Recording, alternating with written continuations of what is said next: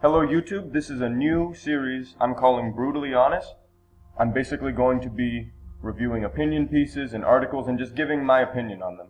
Today we're on a website called cheatsheet.com and we're going to be looking at an article called 25 Things You Should Never Ask Your Server. So let's get into it. So first on the list, can we move to a different table? When they come in for a shift, servers are assigned to a section of the restaurant. They also work hard to earn tips from tables they cover, so if you ask halfway through your meal to move to a different table, you might also switch servers and cause your first waiter or waitress to lose out on a tip they deserve. Plus, switching tables at the beginning of a meal can create workflow issues for the restaurant staff. Just sit where the host puts you. Now, I gotta disagree with this one. When you go into a restaurant, you don't always want to sit where the host puts you. So right off the bat, if you immediately say, can we sit outside, or would you mind putting us at a booth or by a window, that shouldn't be an issue. I mean, you're paying to eat there. You should be able to sit where you like. Now, I understand if halfway through a meal for no real reason you just decide to say, can you move us to the other end of the restaurant? That could cause some problems. I understand that. However, if there's a legitimate reason, it should be their job to accommodate you. I mean, you're paying to eat there. They're supposed to be accommodating you, not the other way around. Number 2, can you split the check 10 ways? Sure, a server can technically divide up the appetizers, drinks, and meals each person ordered after the fact, but a much more polite way to ask to divide the check, let the server know right when you start ordering how you want the checks divided. That way he or she has the chance of making a note of what each person is ordering. Another easy solution, get one check but remember to bring cash. Okay, I'm not going to complain about this one. That makes sense. If you have a large party of people, it's probably best to right away just ask to be put on separate checks. It just makes things easier for everybody, including yourself, so you don't have to deal with the headache of near the end of the meal having to deal with all that. So let's see, number 3, where are my pickles? I'm guessing that's a reference to SpongeBob. Whatever it is that seems to be missing from your plate, there's a nicer way to ask your server about it. If something is wrong with your order or missing from the plate, chances are good that somebody in the kitchen simply forgot. Your server isn't even at fault. Ask your waiter or waitress nicely and they'll likely have it fixed in no time. Sure, that makes sense. I mean, it's not your server who's putting together these meals, so again, no complaints for that one. Can we make more room? When you have a reservation, ensure that you've counted everybody, and if more friends want to join you, call the restaurant as soon as you can to see whether it can accommodate a larger party. Don't simply show up for your reservation and ask your server to scramble to make more space. Restaurants often don't have space to spare. Try to be considerate. Sure, if you know ahead of time you're going to be having some more people, try to let them know. It'll make it, again, easier for you guys. Maybe even you can get a better spot if you let them know, oh, we no longer have 8 people, we have 12. Maybe they'll put you at the bigger table. It'll be more comfortable. However, sometimes you don't always know. Sometimes people flake, or sometimes people come that you didn't expect to, so it all depends on the situation. Is the salmon good? Number 5. As a rule, restaurants try not to serve food that doesn't taste good. So, okay, yeah, this one makes sense. It's basically saying your waiter or waitress is always going to say yes. They're always going to say something tastes good. They're supposed to upsell the restaurant. However, I don't see the harm in just asking them if they like a certain food item. I mean, if you're going to ask for anyone's opinion, it might as well be someone who works there, right? How spicy is the jerk chicken? Different people have different levels of tolerance for spicy and hot foods. So this one's basically saying don't trust the waiter or waitress's opinion on how spicy something is. But again, if you've never tried a food item before and you want to ask someone who's had it before, someone who works there, again, this just seems like nitpicking to me. Can you put our order in first or can you rush our food? Good for you. You've noticed you aren't the only table your server has on their proverbial plate, but it's rude to ask your server to prioritize your order over the orders of many other patrons in the restaurant.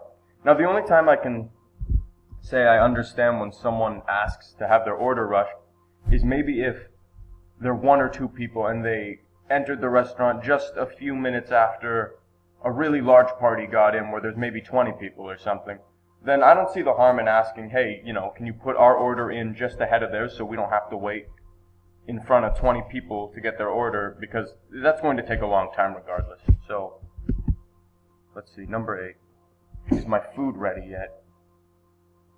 I honestly do not know of anyone who has ever asked that. How long is this going to take? Number 9. Whether you're referring to the wait for your appetizer or the amount of time it'll take the kitchen to prepare your meal, your server probably can't answer this question with any accuracy. Especially during busy lunch or dinner hours, the kitchen can get backed up, or multiple demanding customers can slow things down.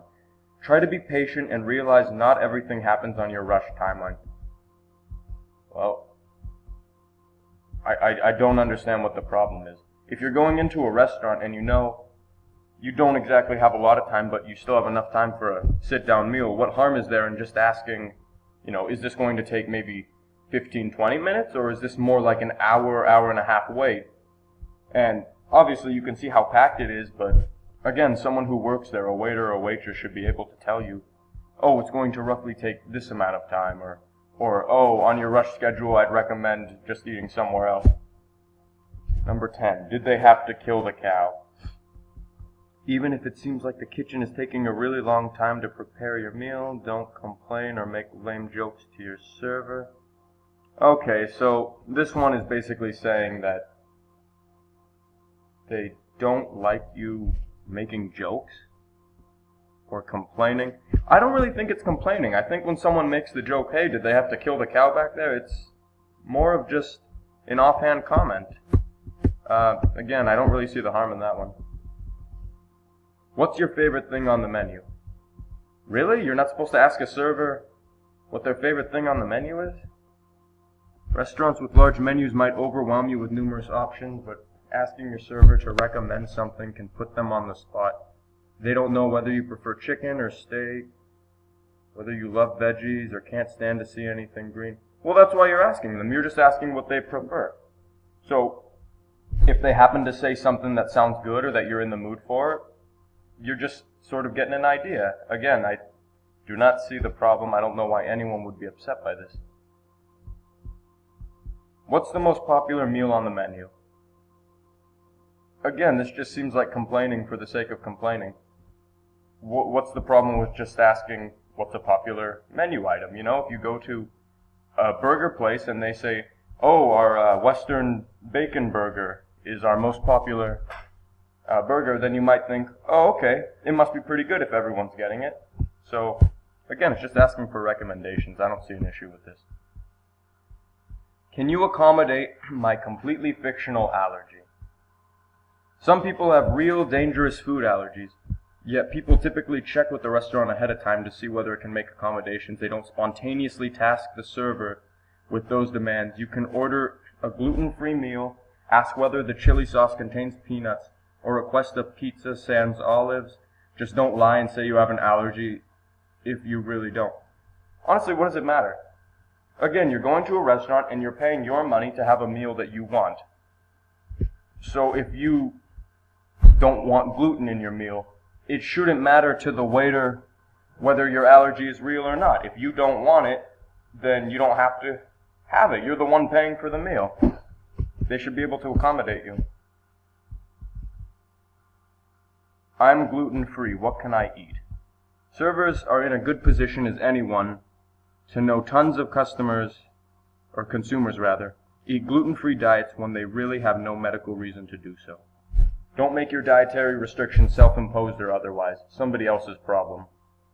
You can ask the ingredients in specific dishes, and you can ask whether specific dishes come in gluten-free or vegetarian options, but don't ask your server to tell you what you can and can't eat. Well, again, let's say you're at an Italian restaurant and most things contain gluten. What harm is there in just asking, what's a good gluten-free option? Again, the person who would likely know the answer is your waiter or waitress, rather than, exploring the entire menu and trying to figure out whether they can give you a gluten-free version or something or not.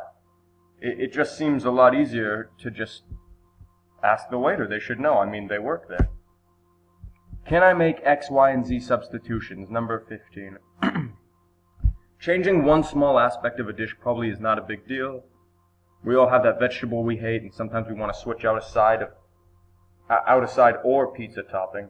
But if you start rattling off a laundry list of substitutions and changes you'd like to make, your server will definitely get annoyed.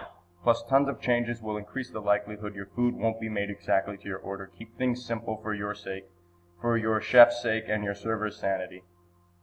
Well, no. You're going to a restaurant. Whatever you want to eat, you should be able to eat. The reason you're paying money to them is so they can make you something. Yeah, I understand line chefs usually have a standard way of making things, but if you want something different, again, what's the problem? You're paying them and they're cooking it for you. Number 16, it's not on the menu, but can I have blank? Restaurants have menus for a reason. They want most patrons, if not all of them, to select from among the meals they've prepared to cook.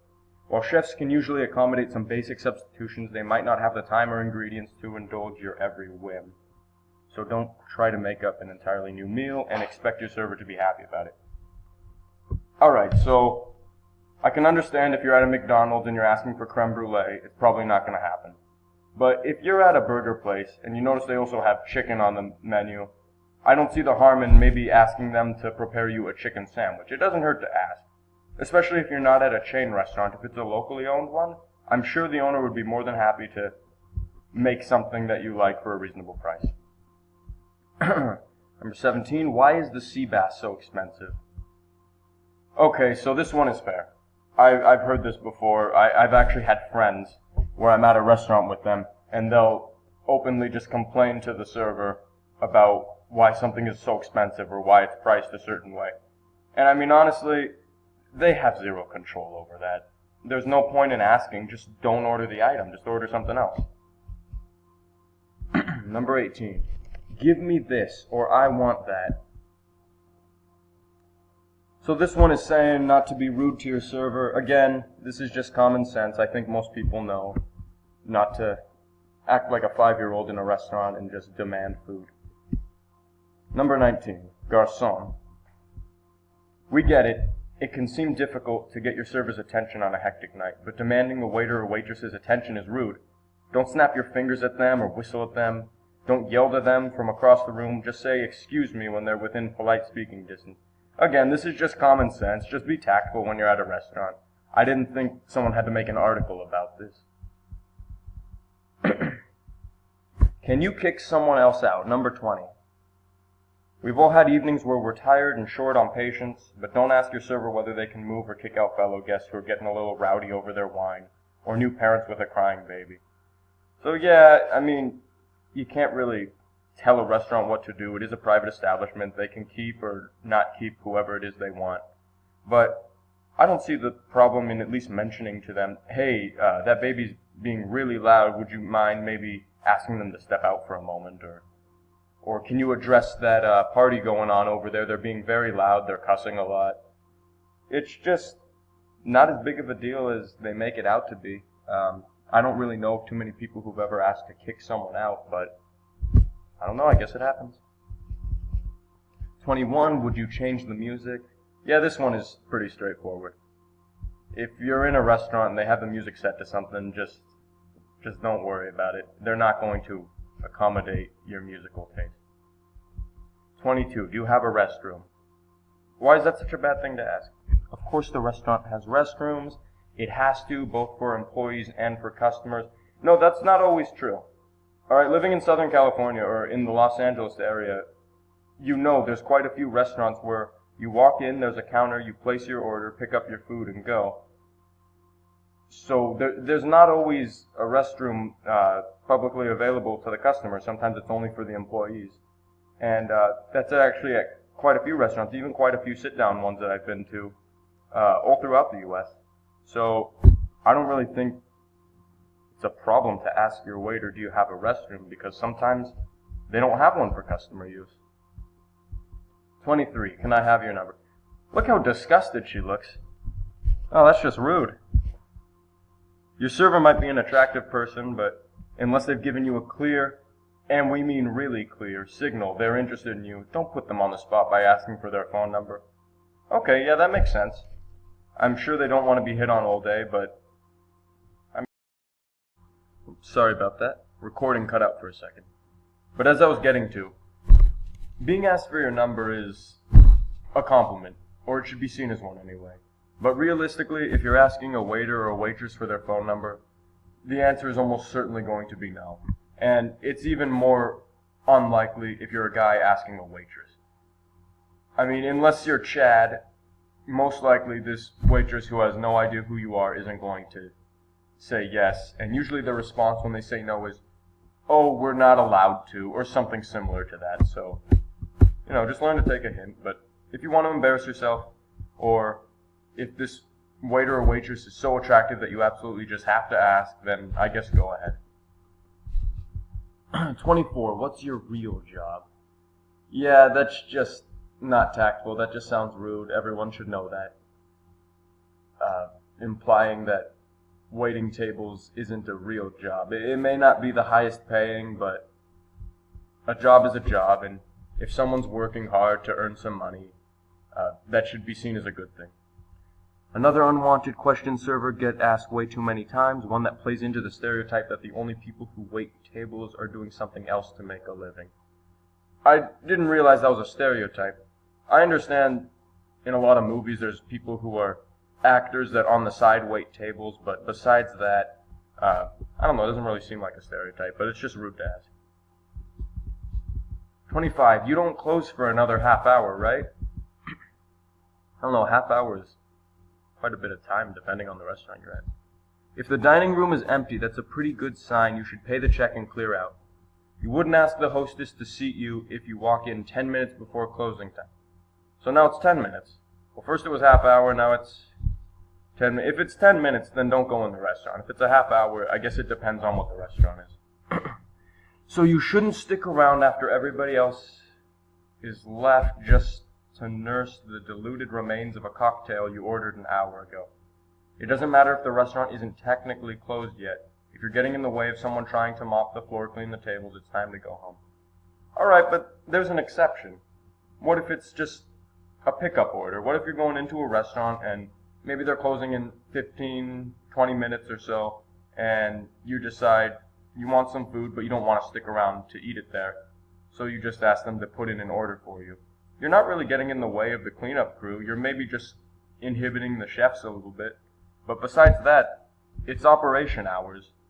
If you want to place an order, then it's their choice if they want to place it or not. But if they decide to, then you're not really doing anything rude. You're just giving them more business. They should be more than happy to. Now, I'm not saying go in 10 minutes before closing time and sit down and whip out the menu and take your time, but if you're just placing a to-go order, again, I don't really see a problem with this. So, well, anyway, those are the 25 questions you shouldn't ask a server, and that was just my honest opinion on it. If you have any feedback on this video or how I should maybe review articles differently or any advice from me in the future, please let me know in the comments section. I'm open to suggestions. I'm fairly new to YouTube, so any advice would really help. Thank you so much for watching. Have a good day.